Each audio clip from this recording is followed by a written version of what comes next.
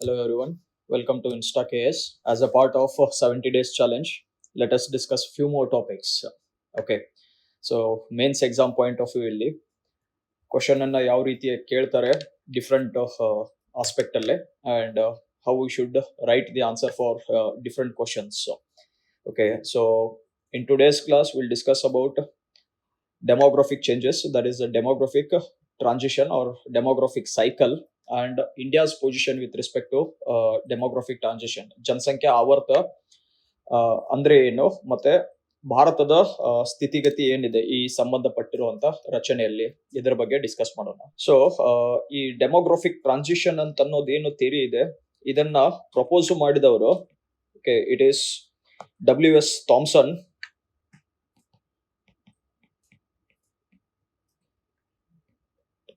and FW Notstein. So main person associated over here is WS Thomson, that is Warren Thomson ಅವರು ಈ ಜನಸಂಖ್ಯಾ ಆವರ್ತದ ಬಗ್ಗೆ ರಚನೆಯ ಬಗ್ಗೆ ಮೆನ್ಷನ್ ಮಾಡ್ತಾರೆ. That is based on the observation of industrialised society. ಕೈಗಾರಿಕರಣ ಹೊಂದಿರುವಂತ ನಗರಗಳೇನಿತ್ತು ಅಥವಾ ರಾಷ್ಟ್ರಗಳೇನಿತ್ತು,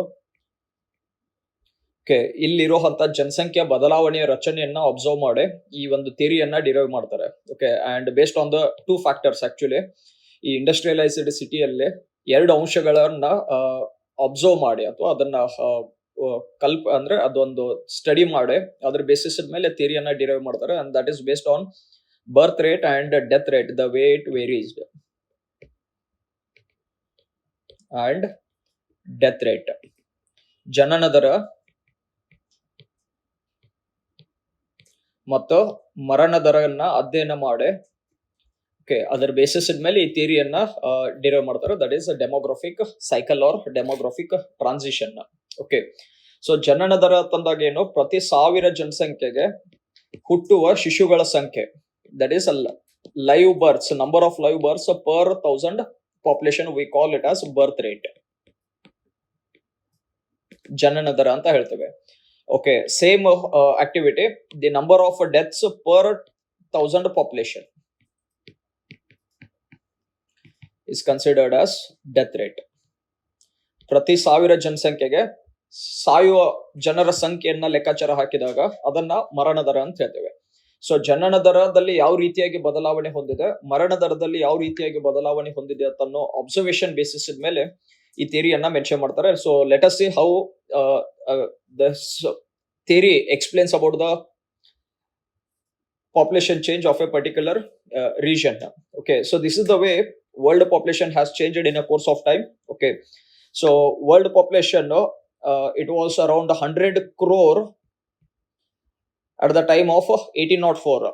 1804 ಪ್ರಪಂಚ ಜನಸಂಖ್ಯೆ 100 ಕೋಟಿಗೆ ಇರುವಂತ ರಚನೆಯಲ್ಲಿತ್ತು.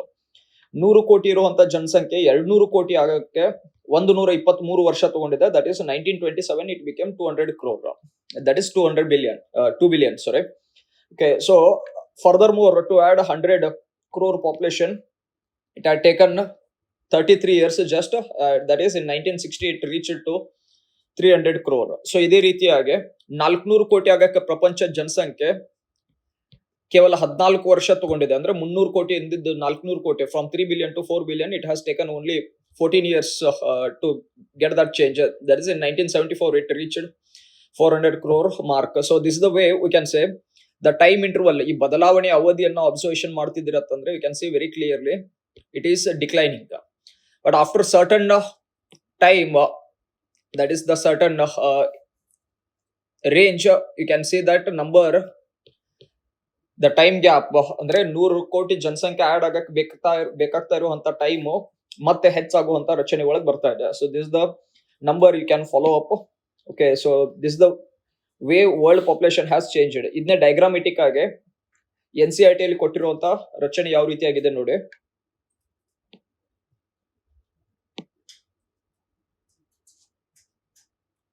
Okay, so on the X axis it is time which they have mentioned, and Y axis alle population change. ಜನಸಂಖ್ಯೆಯಲ್ಲಿ ಯಾವ ರೀತಿಯಾಗಿ ಬದಲಾವಣೆ ಆಗಿದೆ. ಇದು 100 crore, 200 crore, okay, or we can write it as 1 billion, 2 billion, 3 billion, like this way. 300, 400 crore, 500 crore, 600 crore, ಈ ರೀತಿಯಾಗಿ. Okay, for a long time, that is till 1600, we can say, ಕ್ರಿಸ್ತ ಶಕ 1600ವರೆಗೂ ನಾವು ನೋಡಿದಾಗ ಪ್ರಪಂಚದ ಜನಸಂಖ್ಯೆಯಲ್ಲಿ ಯಾವುದೇ ರೀತಿಯ ಪ್ರಧಾನವಾದ ಬದಲಾವಣೆ ಕಂಡು ಬಂದಿಲ್ಲ. It is like almost constant line. Okay, so ಸ್ಥಿರವಾಗಿರುವಂತಹ ರಚನೆ ಒಳಗೆ ಯಾವುದೇ ರೀತಿಯ ಪ್ರಧಾನ ಬದಲಾವಣೆ ಬಂದಿಲ್ಲ. Okay, it is like study population structure. But 1600 onwards, okay, more specifically, it comes closer by the Industrial Revolution, that is the 1750s time nearby. From there, we can say that the population started growing slowly. Okay, ನಿಧಾನವಾಗಿ ಬೆಳವಣಿಗೆ ಹಂತದ ರಚನೆ ಒಳಗೆ ಬಂದಿದೆ. And after certain time, that is the 1950s onwards, if we consider, the population grew very rapidly. Okay, so ಈ ರೀತಿಯಾಗಿ ಮೂರನೇ ಹಂತದ ಒಳಗೆ ನಾವು ನೋಡಿದಾಗ, okay, we can see that there is a steep rise, sudden rise ಆಗ್ತಾ ಇದೆ ಪ್ರಪಂಚದ ಜನಸಂಖ್ಯೆಯಲ್ಲಿ. ಓಕೆ, ಇದು ರಚನೆಯಲ್ಲಿ ನಾವು ನೋಡ್ಬೇಕಾದ್ರೆ ಜನಸಂಖ್ಯೆ ಬದಲಾವಣೆ, ಓಕೆ, ಅಟ್ ದ ಇದು ಬದಲಾವಣೆ ಜಸ್ಟ್ ಜಿಯೋಗ್ರಫಿಕಲ್ ಫ್ಯಾಕ್ಟರ್ ಅಂತಲ್ಲ, it has even the socio economic condition and even the influence of technologies on the change in the population of A particular region. So you can see over here, in a course of time, we can say that why these all the changes we are considering over here. At 1600 time, we can say that that's the major time we call it as colonization started. ವಸಾಹತುಕರಣ ಅಂತ ನಾವೇನ್ ನಾವು ನೋಡ್ತೇವೆ, ಇದು major ಆಗಿ 1600 onwards ಇದು dominate ಆಗುವಂತ ರಚನೆಯಲ್ಲಿ ಬಂತು. 1750s ಟೈಮ್ ಅಲ್ಲಿ ನಾವು ನೋಡಿ ಅಂದ್ರೆ ಕೈಗಾರಿಕಾ ಕ್ರಾಂತಿ ಆಯ್ತು. Okay, that is industrial revolution, ಕೈಗಾರಿಕಾ ಕ್ರಾಂತಿ. 1850s ಅಲ್ಲೇ ವರ್ಲ್ಡ್ ಅಲ್ಲೇ ಟ್ರಾನ್ಸ್ಪೋರ್ಟೇಷನ್ ನೆಟ್ವರ್ಕ್ ಮೇಜರ್ ಚೇಂಜಸ್ ಆಯ್ತು. That's in a way we can say it as a transportation revolution. There were major changes occurred in the transportation related activities. So ಸಾರಿಗೆ ಸಂಪರ್ಕದ ಒಳಗೆ ಪ್ರಧಾನವಾದ ಬದಲಾವಣೆ ಆಗಿದ್ದು ಅಥವಾ ಕ್ರಾಂತಿ ಆಗಿದ್ದು 1850 ಮುಂದಿನ ಅವಧಿ ಒಳಗೆ. 1900 ಟೈಮ್ ಅಲ್ಲಿ ನಾವು ನೋಡಿದಾಗ it is sanitation and medical revolution, ವೈದ್ಯಕೀಯ ತಂತ್ರಜ್ಞಾನ, ವೈದ್ಯಕೀಯ ಮತ್ತೆ ಅಟ್ ದ ಸೇಮ್ ಟೈಮ್ ಸ್ವಾಸ್ಥ್ಯ ಮತ್ತು ನೈರ್ಮಲ್ಯ.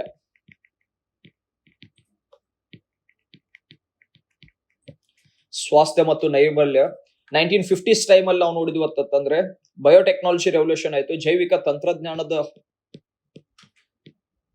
ಪ್ರಭಾವ ಹೆಚ್ಚಾಗುವಂತ ರಚನೆಯಲ್ಲಿ ಬಂತು. ಅಂಡ್ ದೆನ್ 1990s ಆನ್ವರ್ಡ್ಸ್ ನಾವು ನೋಡಿವತ್ತಂದ್ರೆ it is majorly information and communication technology, that is the age of computers. So 1650 ಅಥವಾ 1600 ಹಿಡ್ಕೊಂಡು ಬತ್ತಂದ್ರೆ ರಫ್ಲಿ ತಂತ್ರಜ್ಞಾನದಲ್ಲಿ ಬದಲಾವಣೆ ಆಗ್ತಾ ಬಂದಿದೆ. ಈ ತಂತ್ರಜ್ಞಾನದಲ್ಲಿ ಬದಲಾವಣೆ ಆದಂಗೆ ಜನಸಂಖ್ಯೆಯಲ್ಲೂ ಬದಲಾವಣೆ ಆಗ್ತಾ ಇರುವಂತ ರಚನೆಯನ್ನ ನಾವು ನೋಡ್ಬೋದು. Okay, so that's what we are considering here it as socio-economic status, ಸಾಮಾಜಿಕ ಮತ್ತು ಆರ್ಥಿಕ ಸ್ಥಿತಿಗತಿ, ತಂತ್ರಜ್ಞಾನದಲ್ಲಿ ಆಗ್ತಿರುವಂತ ಬದಲಾವಣೆ ಜನಸಂಖ್ಯೆ ಮೇಲೆ ತನ್ನ ಪ್ರಭಾವವನ್ನ ಬೀರುವಂತ ರಚನೆಯಲ್ಲಿ ಬಂದಿರುತ್ತೆ. So this is the way world population has changed. I'll erase this screen. Okay, so once again we'll go with in the beginning stage it was all the way constant population, ಜನಸಂಖ್ಯೆ ಸ್ಥಿರವಾಗಿರುವಂತ ರಚನೆ ಒಳಗಿದೆ. I'm not using the word constant growth or these kind of the thing. I mean ಸ್ಥಿರ ಬೆಳವಣಿಗೆ ಅದು ಅಂತ word use ಮಾಡ್ತಾ ಇಲ್ಲ, study growth ಅಂತೂ word use ಮಾಡ್ತಾ ಇಲ್ಲ. It's almost like a constant. It was around 50 crore population. 50 ಕೋಟಿ ಜನಸಂಖ್ಯೆ ಹತ್ತಿರವಾಗಿರುವಂತ ರಚನೆ ಇತ್ತು. And then in the second phase it started growing gradually, ನಿಧಾನವಾಗಿ ಬೆಳವಣಿಗೆ ಆಗುವಂತ ಹಂತದಲ್ಲಿ ಬಂದಿದೆ. Okay, and third stage ಅಲ್ಲಿ ನಾವು ನೋಡುವಂತಂದ್ರೆ ಇಟ್ಸ್ ಅ ರ್ಯಾಪಿಡ್ ಗ್ರೋತ್, ಶೀಘ್ರವಾದ ಅಧಿಕವಾದ ಬೆಳವಣಿಗೆ ರಚನೆ ಒಳಗೆ ಬಂದಿದೆ. ಈ 3 ಹಂತದ ಚಿತ್ರ ಇದೆ. ಆಕ್ಚುಲಿ ಡೆಮೋಗ್ರಫಿಕ್ ಟ್ರಾನ್ಸಿಷನ್ ಮೆನ್ಷನ್ ಮಾಡ್ಬೇಕಾದ್ರೆ ಥಾಮ್ಸನ್ 4 ಸ್ಟೇಜಸ್ ಬಗ್ಗೆ ಮೆನ್ಷನ್ ಮಾಡ್ತಾರೆ, 4 ಹಂತಗಳಿರೋದನ್ನ ಮೆನ್ಷನ್ ಮಾಡಿದ್ದಾರೆ. ಓಕೆ, ಈಗಿರುವಂತ ಸ್ಥಿತಿ ಒಳಗೆ ನಾವು ನೋಡುವಂತಂದ್ರೆ some of the demographers even mentioned that there are 5 stages, but the ultimate viability of the 5th stage is not yet clear. So as of now we'll discuss about the 4 stages of this demographic transition. So 4 ಹಂತದಲ್ಲಿ ಯಾವ ರೀತಿಯಾಗಿ ಬದಲಾವಣೆ ಆಗುತ್ತೆ ಅನ್ನೋದು ನೋಡೋಣ. So demographic transition ಅಂತಂದಾಗ transition ಅಂತಂದ್ರೆ ಏನು, ಬದಲಾವಣೆ ಆಗ್ತಾ ಇರುವಂತ ರಚನೆಯಲ್ಲಿ ಬರಬೇಕು. ಓಕೆ, ಈ ಟ್ರಾನ್ಸಿಷನ್ ಆಗೋ ಅಂತ ರಚನೆಯಲ್ಲೇ ಓಕೆ ಈ ಜನಸಂಖ್ಯೆ ಬೆಳವಣಿಗೆ ಸೈಕ್ಲಿಕ್ ಫಾರ್ಮ್ ಒಳಗಿದೆ ಅಂತ ಅನ್ನೋದನ್ನ ಮೆನ್ಷನ್ ಮಾಡ್ತಾರೆ Thomson. That's the way we R even calling it as demographic cycle. ಜನಸಂಖ್ಯಾ ಆವರ್ತ ಅಂತಂದಾಗ ಎಲ್ಲಿ ಬಿಗಿನ್ ಆಗಿರುತ್ತೆ ಅಲ್ಲಿಗೆ ಸುತ್ತ ಹಾಕೊಂಡು ಬಂದಿರಬೇಕು. ಇದಕ್ಕೆ ಆವರ್ತ ಅನ್ನೋ ರಚನೆಯಲ್ಲಿ ತಗೊಳ್ತಾ ಇದ್ದೀವಿ. ಸೊ ಇಲ್ಲಿ ಆವರ್ತ ಅನ್ನೋದು ಏನಿದೆ, ಸ್ಟಾರ್ಟ್ ಆಗ್ತಾ ಇರುವಂತ ಸ್ಟೇಜ್ ಏನಿದೆ, ಫಸ್ಟ್ ಸ್ಟೇಜ್ ಒಳಗೆ ಸ್ಟಾಟಿಕ್ ಪಾಪ್ಯುಲೇಷನ್ ಅಂತ ಅನ್ನೋದು ಏನಿದೆ, ಇದೇ ರಚನೆ 4th ಸ್ಟೇಜ್ ಒಳಗೆ ಬರಬೇಕು ಮತ್ತೆ. Okay, that is again that's a static population close to this phase. ಮತ್ತೆ ಇದೇ ಹಂತ ರಚನೆ ಒಳಗೆ ಬರ್ಬೇಕಂದ್ರೆ ಸ್ಥಿರ ಜನಸಂಖ್ಯೆ ಹಂತ ಏನಿದೆ, ಮೊದಲನೇ ಹಂತ ಏನಿದೆ ಅಲ್ಲ, ಇದೇ ರಚನೆ ಎಂಡ್ 4th ಸ್ಟೇಜ್ಗೂ ಬರಬೇಕು. ಅದಕ್ಕೆ ಇಲ್ಲಿ ವರ್ಡ್ ಹೆಂಗಿದೆ ನೋಡಿ, ಕಡಿಮೆ ಸ್ಥಿರತೆಯ ಹಂತ ಅಂತ ಕೊಟ್ಟಿದ್ದಾನೆ. That's a stage of declining population with stage of declining population growth rate. ಜನಸಂಖ್ಯೆ ವೃದ್ಧಿ ದರ ನಿಧಾನವಾಗಿ ಏನಾಗುತ್ತೆ, ಕಡಿಮೆ ಆಗ್ತಾ ಬಂದು ಮತ್ತೆ ಒಂದು ಹಂತದಲ್ಲಿ ಸ್ಥಿರವಾದ ಜನಸಂಖ್ಯೆ ರಚನೆಯಲ್ಲಿ ಬರಬೇಕು. That's the meaning what they are calling it as cycle, demographic cycle. ಯಾವ ರೀತಿಯಾಗಿ ಬದಲಾವಣೆ ಆಗುತ್ತಾ ಇದೆ ಅಂತ ಅನ್ನೋದನ್ನ ನೋಡೋಣ. ಇದು 4 ಸ್ಟೇಜ್ ಒಳಗಿರ್ಬೇಕಾದ್ರೆ ಮೊದಲನೇ ಸ್ಟೇಜ್ ಒಳಗೆ ನಾವು ನೋಡಿವತ್ತಂದ್ರೆ constant population, that is a static population ಇದೆ ಅಂತ ನೋಡಿದ್ವಿ. ಚಿತ್ರದೊಳಗೂ ಇದೇ ನೋಡ್ಬೇಕಾದ್ರೆ ಅದನ್ನೇ ಕನ್ಸಿಡರ್ ಮಾಡಿದ್ವಿ. In the beginning stage it's all the way constant. Second ಅಲ್ಲಿ ಬಿಗಿನಿಂಗ್ ಆಫ್ ಪಾಪ್ಯುಲೇಷನ್ ಗ್ರೋತ್, ಜನಸಂಖ್ಯೆ ನಿಧಾನವಾಗಿ ಬೆಳವಣಿಗೆ ಹೊಂದುವಂತ ಹಂತದಲ್ಲಿ ಬಂದಿದೆ. ಜನಸಂಖ್ಯೆಯ ವೃದ್ಧಿಯ ಆರಂಭದ ಹಂತ, slowly it started growing from this stage. Third stage ಅಲ್ಲಿ ನಾವು ನೋಡಿದ್ವತ್ತಂದ್ರೆ ವಿಸ್ತಾರಗೊಳ್ಳುವ ಅಂತಿಮ ಹಂತ ಅಂತ ತಗೊಳ್ತಾರೆ. That is the final stage of expanding population where the population grew very rapidly. ಶೀಘ್ರವಾಗಿ ಅಧಿಕವಾಗಿ ಬೆಳವಣಿಗೆ ಹೊಂದಿರುವಂತ 3ನೇ ಹಂತದ ಒಳಗೆ ಬಂದಿತ್ತು. And in the 4th stage that growth rate starts declining. ಜನಸಂಖ್ಯೆ ವೃದ್ಧಿ ದರ ಏನಿದೆ ಇದು ಕಡಿಮೆ ಆಗುವಂತ ಸ್ಥಿತಿಗೆ ಬರುತ್ತೆ. Okay, that's a fluctuation would be much lesser. That's the meaning what we are calling it as stage of declining population growth rate ಅಂತ ಹೇಳಿ. ಸೊ ಏನು ಯಾವ ರೀತಿಯಾಗಿ ಬದಲಾವಣೆ ಆಗುತ್ತೆ ಹಂತ ಹಂತವಾಗಿ ನೋಡ್ತಾ ಹೋಗೋಣ ಇದನ್ನ. ಓಕೆ, ಸೊ ಮೊದಲನೇದು ಸ್ಟಾಟಿಕ್ ಪಾಪ್ಯುಲೇಷನ್ ಅಂತಂದಾಗ ಈ ಹಂತದಲ್ಲಿ ಏನಾಗುತ್ತೆ, ಎಕಾನಮಿ ಆಗಿರಬಹುದು, ಟೆಕ್ನಾಲಜಿ ಆಗಿರಬಹುದು, ಅಂಡ್ ಟೆಕ್ನಾಲಜಿ ಆರ್ಥಿಕ ಚಟುವಟಿಕೆಗಳಾಗಿರಬಹುದು ಮತ್ತೆ ತಂತ್ರಜ್ಞಾನ ಪ್ರಿಮಿಟಿವ್ ಸ್ಟೇಜ್ ಒಳಗಿರುತ್ತೆ. ಓಕೆ, ಅಂದ್ರೆ ಪ್ರಾಥಮಿಕ ಹಂತ ಅಂತ ಏನ್ ಹೇಳ್ತೇವೆ, ಪ್ರಾಥಮಿಕ ಹಂತದ ರಚನೆ ಒಳಗಿರುತ್ತೆ. ಅಂದ್ರೆ ತಂತ್ರಜ್ಞಾನ ಹೆಚ್ಚು ಅಭಿವೃದ್ಧಿ ಹೊಂದಿರಲ್ಲ. Okay, so it would be like basic ಏನಿರುತ್ತೆ ಆ ರೀತಿಯಾಗಿರುವಂತ ಚಟುವಟಿಕೆಗಳು ಇರುತ್ತೆ. ಓಕೆ, ಸೊ ತಂತ್ರಜ್ಞಾನದ ಪ್ರಭಾವ ಕಡಿಮೆ ಇರುತ್ತೆ ಅಂತಂದ್ರೆ ಯೂಶುವಲಿ ಏನಂತ ನಾವು ನೋಡಿದ್ವಿ ಅಂತಂದ್ರೆ here it has mention it is the primitive economy ಅಂತ ಮೆನ್ಷನ್ ಮಾಡಿದ್ದೇವೆ. ಅಂದ್ರೆ ಪ್ರಾಥಮಿಕ ವಲಯದ ಚಟುವಟಿಕೆಗಳು ಅದು ಏನಿರುತ್ತೆ ಇದು ಹೆಚ್ಚಿರುತ್ತೆ. ಸೇ ಫಾರ್ ಎಕ್ಸಾಂಪಲ್ ಮೇಜರ್ ಇಂಡಸ್ಟ್ರೀಸ್ಗಳಿರಲ್ಲ, ಸರ್ವಿಸ್ ಸೆಕ್ಟರ್ ಆಕ್ಟಿವಿಟೀಸ್ ಅದು ಕಡಿಮೆ ಇರುತ್ತೆ. ಸೊ ಮೇಜರ್ ಆಗಿ ಏನಿರುತ್ತೆ, society agriculture and related activities ಮೇಲೆನೆ ಡಿಪೆಂಡ್ ಇರುತ್ತೆ. ಅಗ್ರಿಕಲ್ಚರ್ ಅಂಡ್ ಅಲೈಡ್ ಆಕ್ಟಿವಿಟೀಸ್, ಕೃಷಿ ಮತ್ತು ಕೃಷಿಗೆ ಸಂಬಂಧಪಟ್ಟಿರುವಂತಹ ಚಟುವಟಿಕೆಗಳ ಮೇಲೆನೆ ಅವಲಂಬನೆ ಹೆಚ್ಚಿರುತ್ತೆ. ಸೊ ತಂತ್ರಜ್ಞಾನದ ಪ್ರಭಾವ ಏನಿರುತ್ತೆ ಕಡಿಮೆ ಇರುತ್ತೆ. Okay, that is agriculture and the technology are at the primitive stage. Okay, this is the time what we are considering as a pre-industrial revolution.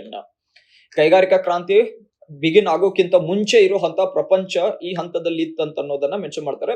Especially Thomson ಈ ಥಿಯರಿ ಡಿರೈವ್ ಮಾಡೋದೇನಿದೆ ವೆಸ್ಟರ್ನ್ ಕಂಟ್ರೀಸ್ ಗಳಿಗೆ, industrialised countries ಗಳಿಗೆ mention ಮಾಡ್ತಾ ಇದ್ದ.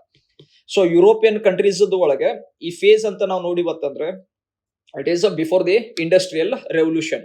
And when there is a low level of technology, ತಂತ್ರಜ್ಞಾನದ ಪ್ರಭಾವ ಕಡಿಮೆ ಇದೆ ಅಂತಂದ್ರೆ ಇದರಲ್ಲೇ ವೈದ್ಯಕೀಯ ತಂತ್ರಜ್ಞಾನನೂ ಕಡಿಮೆ ಇತ್ತಂದಂಗೆನೆ ಆಯ್ತು.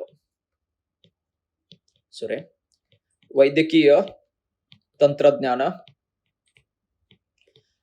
ಸೊ ಈ ವೈದ್ಯಕೀಯ ತಂತ್ರಜ್ಞಾನ ಹೆಚ್ಚು ಅಭಿವೃದ್ಧಿ ಹೊಂದಿರದೇ ಇರುವಂತ ರಚನೆ ಇರೋದ್ರಿಂದ ಈ ಹಂತ ಅವಧಿಯಲ್ಲಿ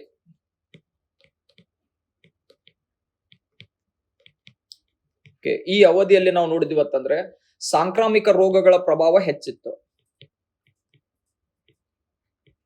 ಸಾಂಕ್ರಾಮಿಕ ರೋಗಗಳ ಪ್ರಭಾವ ಹೆಚ್ಚಾಗಿರುವಂತ ಅವಧಿ. There were more communicable diseases.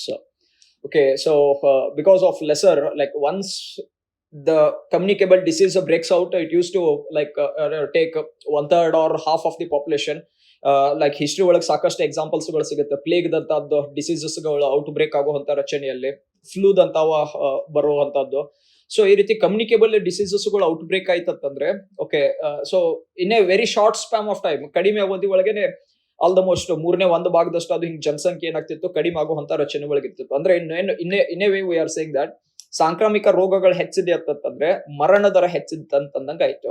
That is high death rate, that is a number of people dying per 1000 population was higher. So ಮರಣ ದರ ಹೆಚ್ಚಿದೆ ಅಂತಂದ್ರೆ ಇದು ಕಂಪೆನ್ಸೇಟ್ ಆಗ್ಬೇಕಂದ್ರೆ ಯಾವ್ದು ಜೀವಿದ ರಚನೆಯಲ್ಲಿ ನಾವು ನೋಡಿದ್ವಿ ಅಂತಂದ್ರೆ it has to have high birth rate, otherwise that population will start declining.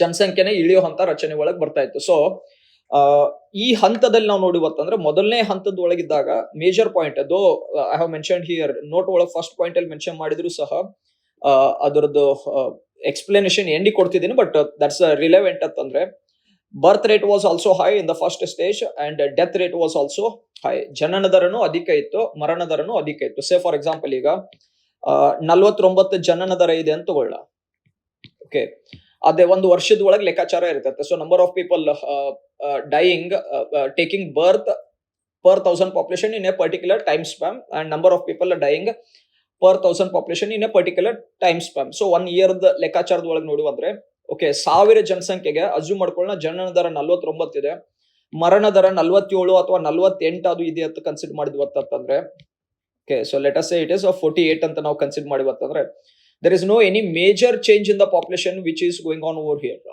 Okay, so you can imagine the situation. So almost ಜನನ ದರ ಎಷ್ಟಿದೆ, ಹತ್ತಿರವಾಗಿ ಅದೇ ಹಂತ ಮರಣ ದರ ರಚನೆಯಲ್ಲೂ ಇದೆ. ಸೊ ಜನಸಂಖ್ಯೆಯಲ್ಲಿ ಯಾವುದೇ ರೀತಿಯ ಪ್ರಧಾನವಾದ ಬದಲಾವಣೆ ಆಗಲ್ಲ. So that is what we are calling it as static population. ಇನ್ನು ಎರಡನೇ ಹಂತದಲ್ಲಿ ಏನಾಗತ್ತಂದ್ರೆ beginning of the population growth, ಜನಸಂಖ್ಯೆ ನಿಧಾನವಾಗಿ ಬೆಳವಣಿಗೆ ಹಂತದಲ್ಲಿ ಬರುವಂತ ರಚನೆಯಲ್ಲಿ ಬರುತ್ತೆ ಅಂತ ಹೇಳ್ತಾನೆ ಥಾಮ್ಸನ್. ಎದಕ್ಕೆ ಅಂತಂದ್ರೆ ಬರ್ತ್ ರೇಟ್ ಜನನ ದರ ಹೆಚ್ಚು ಹಂಗೆ ಉಳಿದಿರುತ್ತೆ, ಮರಣ ದರದಲ್ಲಿ ನಿಧಾನವಾಗಿ ಇಳಿಮುಖ ಆಗ್ತಾ ಇರುವಂತ ರಚನೆ ಕಂಡು ಬರುತ್ತೆ ಅಂತ ಹೇಳ್ತಾನೆ. So death rate starts declining slowly. ಎದಕ್ಕೆ ಇದು ಡಿಕ್ಲೈನ್ ಆಗತ್ತಂತಂದ್ರೆ 1750s ಟೈಮ್ ಅಲ್ಲಿ ಯುರೋಪ್ ಅಲ್ಲಿ ಇಂಡಸ್ಟ್ರಿಯಲ್ ರೆವಲ್ಯೂಷನ್ ಸ್ಟಾರ್ಟ್ ಆಯ್ತು, ಕೈಗಾರಿಕಾ ಕ್ರಾಂತಿ. ಓಕೆ, ಈ ಕೈಗಾರಿಕಾ ಕ್ರಾಂತಿ ಇಂಡಸ್ಟ್ರಿ ಅಂತಂದಾಗ ಇದರ ಜೊತೆಗೇನೆ ಸುತ್ತಮುತ್ತ ಪ್ರದೇಶದಿಂದ ಜನರು ವಲಸೆ ಬರುವಂತ ರಚನೆ ಇರೋದ್ರಿಂದ ನಗರೀಕರಣ ಪ್ರಕ್ರಿಯೆನೂ ಹೆಚ್ಚಾಯ್ತು. That is urbanisation. ನಗರೀಕರಣನ ಪ್ರಮಾಣವು ಹೆಚ್ಚಾಗ್ತಾ ಹೋಗುವಂತ ರಚನೆ ಬಂತು. ಸೊ ಹೆಚ್ಚಿನ ಸಂಖ್ಯೆಯ ಜನರು ಒಂದು ಕಡಿಮೆ ಪ್ರದೇಶದಲ್ಲಿ ವಾಸ್ತಾ ಇದ್ದಾರೆ ಅಂತಂದ್ರೆ ಜನಸಾಂದ್ರತೆ ಏನಿದೆ ಹೆಚ್ಚಾಗ್ತಾ ಹೋಗ್ತಾ ಇದೆ, ಪಾಪ್ಯುಲೇಷನ್ ಡೆನ್ಸಿಟಿ ಹೆಚ್ಚಾಗ್ತಾ ಇರುವಂತ ರಚನೆ ಇದೆ. And due to that high number of population, more number of population are people are living in a smaller area, the government could give sanitation like facilities like a fresh drinking water ಆಗಿರಬಹುದು, ಅಥವಾ well established transportation network ಆಗಿರಬಹುದು, roads ಆಗಿರಬಹುದು, under ground drainage system ಆಗಿರಬಹುದು. Okay, so ಈ ರೀತಿಯಾಗಿರುವಂತ improvements ಗಳು ಬಂದಾಗ that was the activity what we are calling it as there was improvement in the sanitation and the health. ಜನರದ್ದ ಸ್ವಾಸ್ಥ್ಯ ಮತ್ತು ನೈರ್ಮಲ್ಯ ಅಂತ ಏನ್ ನಾವು ನೋಡ್ತೇವೆ ಇದರಲ್ಲೇ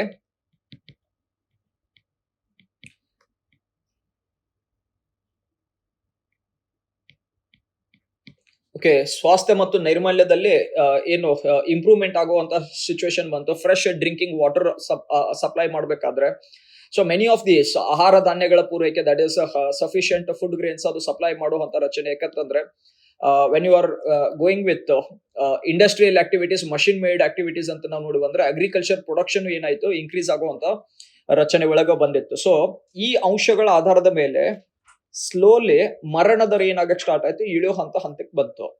death rate started declining slowly whereas birth rate remained high.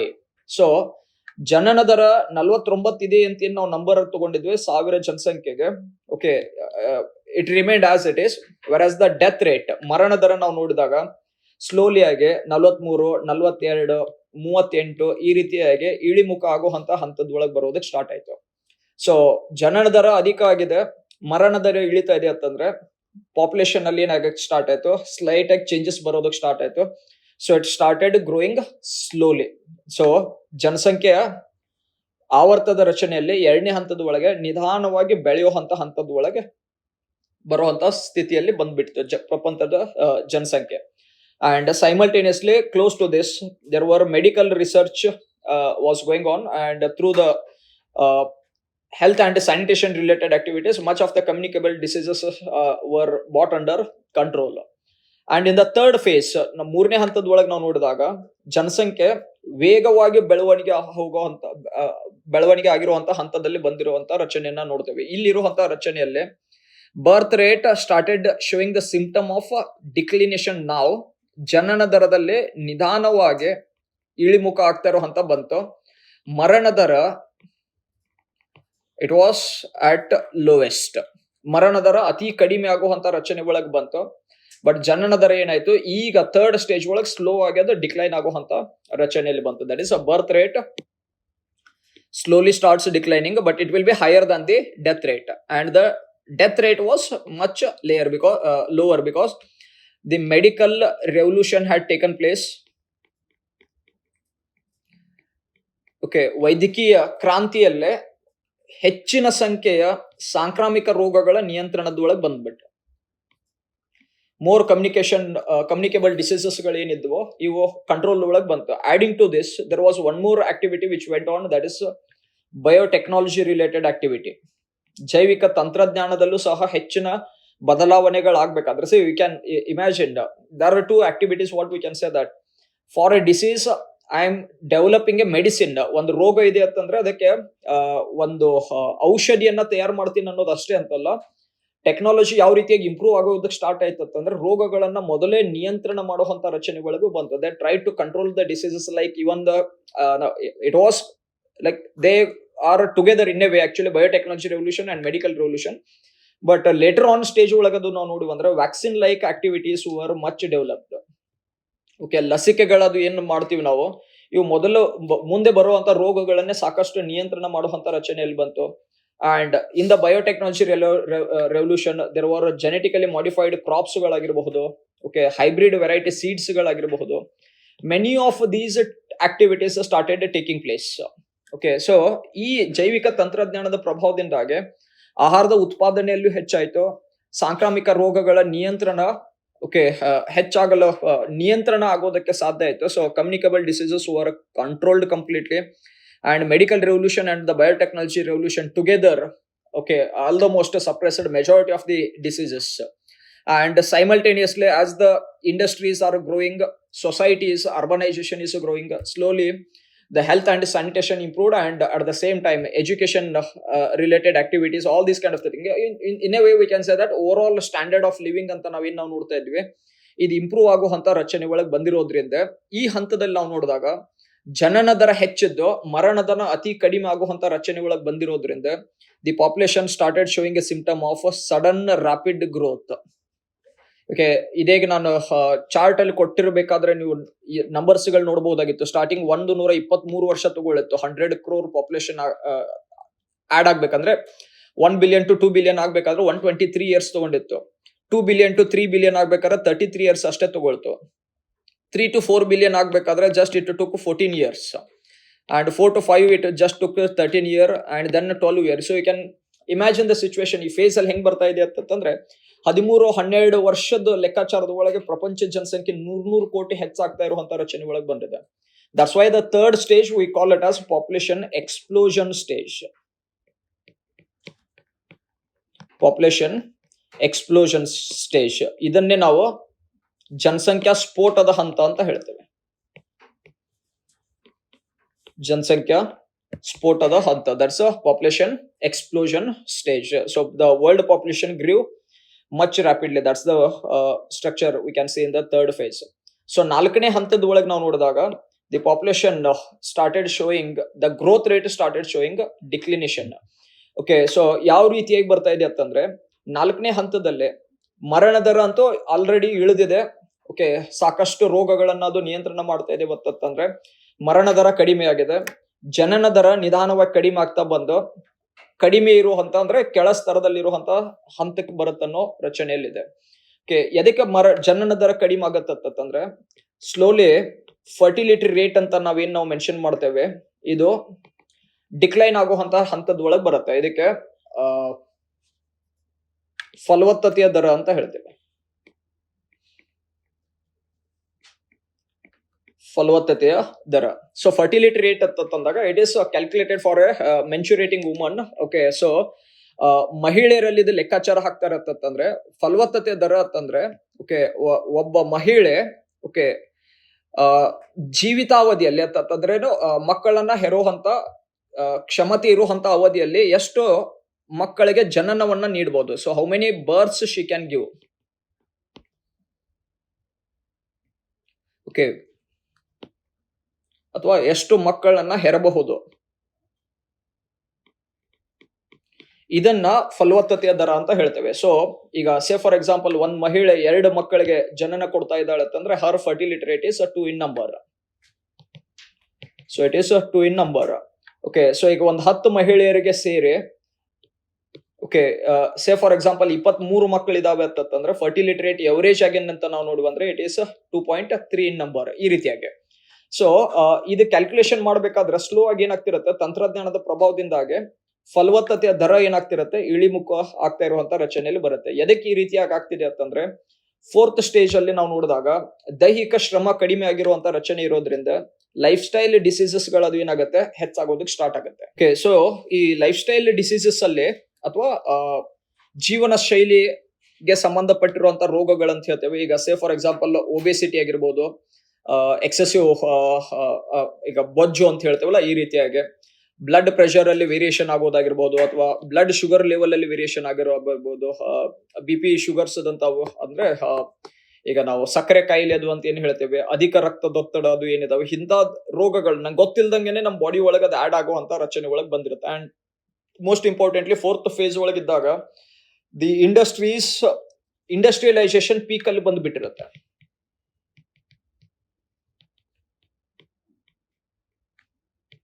ಆಟ್ ಇಟ್ಸ್ ಪೀಕ್ ಕೈಗಾರಿಕರಣ ತನ್ನ ಉಚ್ಛ್ರಾಯ ಸ್ಥಿತಿ ಒಳಗೆ ಬಂದಿರುತ್ತೆ. ಇನ್ನು ಕೈಗಾರಿಕೆಗಳು ಹೆಚ್ಚು ಅಭಿವೃದ್ಧಿ ಹೊಂದುವಂತ ಅವಶ್ಯಕತೆ ಬಂದಿರೋದಿಲ್ಲ. ಇವತ್ತಿಗೂ ನೀವು GDP ಗ್ರೋತ್ ರೇಟ್ ಅನ್ನ ಕ್ಲೋಸ್ ಆಗಿ ಅಬ್ಸರ್ವೇಷನ್ ಮಾಡಿದ್ವಿ ಅಂತಂದ್ರೆ we say that India's GDP is growing at the rate of 6%, 7%. China's GDP is growing at the rate of 6% like this way. But European countries ಗಳದ್ದು GDP ಗ್ರೋತ್ ನೋಡಿ, American countries ಗಳದ್ದು GDP growth ನೋಡಿ, especially North American countries ಗಳಲ್ಲಿ ಇರುವಂತದ್ದು GDP growth is hardly like 1%, 2% ಈ ರೀತಿಯಾಗಿ grow ಆಗುವಂತ ರಚನೆಯಲ್ಲಿ ಇರುತ್ತೆ. Because industrialization has or the industries have reached their peak. ಇಲ್ಲಿ ಮುಂದೆ ಅದು ಹೆಚ್ಚು ಕೈಗಾರಿಕೆಗಳನ್ನ ಅಲ್ಲಿ ಅಭಿವೃದ್ಧಿ ಅಥವಾ ಸೆಟ್ ಮಾಡ್ಬೇಕನ್ನೋದು ಅವಶ್ಯಕತೆ ಬರೋದೇ ಇಲ್ಲ. ಯಾಕಂದ್ರೆ ಜನಸಂಖ್ಯೆನೇ ಒಂದು ಸ್ಟಡಿ ಅನ್ನೋ ಫೇಸ್ ಒಳಗೆ ಬರೋದಕ್ಕೆ ಸ್ಟಾರ್ಟ್ ಆಗುತ್ತೆ. ಸೊ ಬೇಡಿಕೆ ಏನಾಗುತ್ತೆ, ನಿಧಾನವಾಗಿ ಇಳಿಮುಖ ಆಗುವಂತ ರಚನೆ ಒಳಗೆ ಬರುತ್ತೆ. ಹೆಚ್ಚು ಹೊಸ ಕೈಗಾರಿಕೆಗಳ ಸ್ಥಾಪನೆ ಆಗುವಂತ ರಚನೆಯಲ್ಲಿ ಬರಲ್ಲ. ಅದೇ ಮೈಗ್ರೇಟೆಡ್, ಅದೇ ಈಗ ಫಾರಿನ್ ಡೈರೆಕ್ಟ್ ಇನ್ವೆಸ್ಟ್ಮೆಂಟ್ ಅದು ಮಾಡಿ ಮತ್ತೆ ಬೇರೆ ಕಂಟ್ರೀಸ್ಗೆ ಅದು ಶಿಫ್ಟ್ ಆಗೋದು ಆಕ್ಚುಲಿ ಇದೇ ಪ್ಯಾಟರ್ನ್ ಒಳಗೆ ಹೋಗುತ್ತೆ. Anyway, coming back to the discussion over here. So ಈ ಫೇಸ್ ಅಲ್ಲೇ ಇಂಡಸ್ಟ್ರಿಯಲೈಸೇಷನ್ ಪೀಕ್ ಅಲ್ಲಿ ಇರಬೇಕಾದ್ರೆ both the gender become active in the economic activities. Active in the economic activities, that is both the gender, male female ಅಂತ ನಾವು ನೋಡ್ತೇವೆ. ಇದು differentiation ಕಡಿಮೆ ಆಗ್ತಾ ಹೋಗುತ್ತೆ. ಪುರುಷರು ಕೆಲಸ ಮಾಡುವಂತ ರಚನೆಯಲ್ಲಿ ಇರುತ್ತೆ, ಮಹಿಳೆಯರು ಸಹ ಕೈಗಾರಿಕೆಗಳಲ್ಲಿ ಹೆಚ್ಚು ಕೆಲಸ ಮಾಡುವಂತ ರಚನೆ ಒಳಗೆ ಬಂದಿರುತ್ತೆ. ಸೊ ಜೆಂಡರ್ ಡಿಸ್ಕ್ರಿಮಿನೇಷನ್ ಏನಾಗುತ್ತೆ, ರೆಡ್ಯೂಸ್ ಆಗ್ತಾ ಬರುವಂತ ರಚನೆ ಒಳಗೆ ಬಂದಿರುತ್ತೆ. Education will be at its peak, industrialisation will be at its peak. So ತಂತ್ರಜ್ಞಾನ ಏನಿರುತ್ತೆ ತನ್ನ ಉಚ್ಛ್ರಾಯ ಸ್ಥಿತಿ ಒಳಗೆ ಬಂದಿರುತ್ತೆ. ಓಕೆ, ಸೊ ಈ ಹಂತದೊಳಗಿದ್ದಾಗ ಮರಣ ದರ ಕಡಿಮೆ ಆಗಿ ಜನನ ದರನು ಕಡಿಮೆ ಆಗಿರುವಂತ ರಚನೆ ಒಳಗೆ ಬಂದಿರೋದ್ರಿಂದ ಮತ್ತೆ ಜನಸಂಖ್ಯೆ ಏನಾಗುತ್ತೆ, ಕಾನ್ಸ್ಟೆಂಟ್ ಆಗುವಂತ ಫೇಸ್ ಅಲ್ಲಿ ಬರೋದಕ್ಕೆ ಸ್ಟಾರ್ಟ್ ಆಗುತ್ತೆ. Okay, so this is the way actually by default birth rate ಏನಾಗುತ್ತೆ, ಡಿಕ್ಲೈನ್ ಆಗುವಂತ ರಚನೆ ಒಳಗೆ ಬರುತ್ತೆ. ಸೊ ಅದಕ್ಕೆ 4th ಫೇಸ್ ಒಳಗೆ ನಾವು ನೋಡೋದಾಗಬೇಕಾದ್ರೆ ಈ ಹಂತದಲ್ಲಿ ಜನನ ದರನು ಕಡಿಮೆ ಇದೆ, ಮರಣ ದರನು ಏನಿದೆ ಕಡಿಮೆ ಇದೆ, ಈ ಹಂತದ ಒಳಗೆ ಬರುವಂತ ರಚನೆಯಲ್ಲಿ ಬರುತ್ತೆ. So it is dependent, that's what we are saying. Economics ಆಗಿರ್ಬೋದು, ಇದು ಜಿಯೋಗ್ರಫಿ, ಎಕನಾಮಿಕ್ಸ್ ಪ್ಲಸ್ ಟೆಕ್ನಾಲಜಿ ಏನಿದೆ ಸೈಮಲ್ಟೇನಿಯಸ್ ಆಗಿ ಒಂದಕ್ಕೊಂದು ಸೇರ್ಕೊಂತು ಜನಸಂಖ್ಯೆಯಲ್ಲಿ ಯಾವ ರೀತಿಯಲ್ಲಿ ಬದಲಾವಣೆ ಆಗ್ತಾ ಇದೆ ಅಂತ ಅನ್ನೋದನ್ನ ಡಿಸೈಡ್ ಮಾಡ್ತಾ ಇದೆ. So this is the way in the 4 stages population changed. ಈ 5th ಸ್ಟೇಜ್ ಬರೋಕ್ಕಿಂತ ಮುಂಚೆ ಓಕೆ 5ನೇ ಹಂತ ಇದೆ ಆಕ್ಚುಲಿ ಡಿಕ್ಲೈನಿಂಗ್ ಪಾಪ್ಯುಲೇಷನ್ ಅಂತ ಹೇಳ್ತಾರೆ. ಅದಕ್ಕಿಂತ ಮುಂಚೆ 4 ಹಂತಗಳದ್ದು ಏನಿದೆ ಮತ್ತೊಂದು ಡೈಗ್ರಾಮೆಟಿಕ್ ಅಪ್ರೋಚ್ ಅಲ್ಲಿ ನೋಡೋಣ. ಓಕೆ, ಸೊ ಮೊದಲನೇ ಸ್ಟೇಜ್ ಅಲ್ಲಿ ಏನಿತ್ತು, ದ ಪಾಪ್ಯುಲೇಷನ್ ವಾಸ್ ಕಾನ್ಸ್ಟೆಂಟ್, ಜನಸಂಖ್ಯೆ ಸ್ಥಿರವಾಗಿರುವಂತ ರಚನೆಯಲ್ಲಿತ್ತು. ಸೆಕೆಂಡ್ ಫೇಸ್ ಅಲ್ಲಿ ನಾವು ನೋಡಿದ್ವತ್ತಂದ್ರೆ ಜನಸಂಖ್ಯೆ ನಿಧಾನವಾಗಿ ಬೆಳೆಯುವಂತ ಹಂತದಲ್ಲಿ ಬಂದಿದೆ. ಥರ್ಡ್ ಸ್ಟೇಜ್ ಅಲ್ಲಿ ನಾವು ನೋಡಿದಾಗ the world population grew much rapidly, that is a population explosion stage. ನಾಲ್ಕನೇ ಹಂತದ ಒಳಗೆ ನಾವು ನೋಡಿದಾಗ ಜನಸಂಖ್ಯೆ ಮತ್ತೆ ಸ್ಥಿರವಾಗಿರುವಂತ ರಚನೆ ಒಳಗೆ ಬರಬೇಕು. ಬಿಕಾಸ್ ಇಲ್ಲಿ ಸ್ಟೇಜ್ ಕೊಟ್ಟಿದ್ದೇವೆ, ಇಲ್ಲಿ ಜನಸಂಖ್ಯೆ ಬದಲಾವಣೆ ಯಾವ ರೀತಿಯಾಗಿ ಆಗ್ತಾ ಇದೆ ಅಂತ ಅನ್ನೋದು ಕೊಟ್ಟಿದ್ದಾನೆ. ಓಕೆ, ಜನನ ದರ ಮರಣ ದರ ಆಧಾರದ ಮೇಲೆ ಬದಲಾವಣೆ ಯಾವ ರೀತಿಯಾಗಿ ಆಗ್ತಾ ಇದೆ ಅಂತ ಕೊಟ್ಟಿದ್ದಾನೆ. ಇನ್ನು ಮುಂದೆ ಯಾವ್ದು ಪಾಸಿಬಿಲಿಟಿ ಇದೆ, ಒಂದು ಕಾನ್ಸ್ಟೆಂಟ್ ಲೈನ್ ಆಗಿ ಉಳಿಬಹುದು ಅಥವಾ ಮತ್ತೆ ಇನ್ಕ್ರೀಸ್ ಆಗಬಹುದು, ಮತ್ತೆ ಡಿಕ್ರೀಸ್ ಆಗಬಹುದು. This is not yet clear. ಇದು ಗೊತ್ತಿಲ್ಲ ಅಂದಿದ್ರ ಸಲುವಾಗನೆ ಫಿಫ್ತ್ ಸ್ಟೇಜ್ ದ ವಯಬಿಲಿಟಿ ಏನಿದೆ ಇದು ಕ್ಲಿಯರ್ ಇಲ್ಲ ಅಂತ ಅಂದಿದ್ವಿ ಅಷ್ಟೇ. Okay, and adding to this ಇದೇನಿದೆ ಚಾರ್ಟ್ ಅಲ್ಲಿ ಮತ್ತೊಂದು ಏನು ಪಾರ್ಟ್ ಇದೆ ನೋಡೋಣ. ಸ್ಟಾರ್ಟಿಂಗ್ ಫೇಸ್ ಅಲ್ಲಿ ಏನಿತ್ತು, ಜನನ ದರನು ಹೆಚ್ಚಿತ್ತು, ಮರಣ ದರನು ಹೆಚ್ಚಿತ್ತು. So you can see birth rate is slightly more than death rate, but almost it is equal, which was around 14 number. ಎರಡನೇ ಹಂತದಲ್ಲಿ ನಾವು ನೋಡಿದಾಗ ಮರಣ ದರ ಇಳಿಮುಖ ಆಗುವಂತಹ ರಚನೆಯಲ್ಲಿ ಬಂತು, ಜನನ ದರ ಆಲ್ಮೋಸ್ಟ್ ಸೇಮ್ ಇತ್ತು ಅಂತ ಹೇಳಿದ್ವಿ.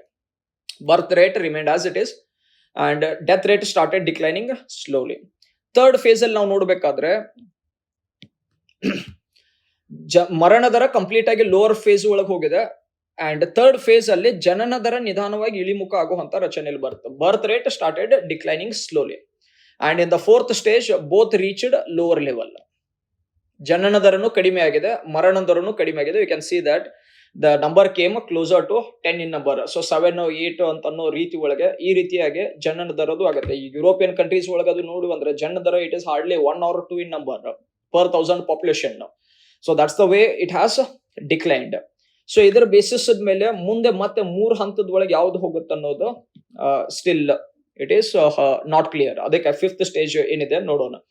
ಸೊ 5ನೇ ಹಂತದ ಒಳಗೆ ಏನಾಗ್ತಿದೆ ಅಂತ ಹೇಳ್ತಿದ್ದಾರೆ ಅಂತಂದ್ರೆ, ಫಿಫ್ತ್ ಸ್ಟೇಜ್ ಅಲ್ಲಿ ಮರಣ ದರ ಕಂಪೇರ್ ಮಾಡಿದಾಗ ಜನನ ದರ ಇಳಿಯಕ್ ಸ್ಟಾರ್ಟ್ ಆಗುತ್ತೆ ಅಂತ ಹೇಳ್ತಿದ್ದಾನೆ. So death rate is more than birth rate. ಜನನ ದರಕ್ಕಿಂತ ಮರಣ ದರ ಹೆಚ್ಚಾಗುವಂತ ರಚನೆ ಒಳಗೆ ಬರುತ್ತೆ. ಅಂದ್ರೆ ಫರ್ಟಿಲಿಟಿ ರೇಟ್ ಏನಾಗುತ್ತೆ ಇನ್ನೂ ರೆಡ್ಯೂಸ್ ಆಗ್ತಾ ಬಂತಂದ್ರೆ, ಫಾರ್ ಎಕ್ಸಾಂಪಲ್ ಫರ್ಟಿಲಿಟಿ ರೇಟ್ 2.1 ಅಂತ ಬರೀತಾರೆ ಆಕ್ಚುಲಿ.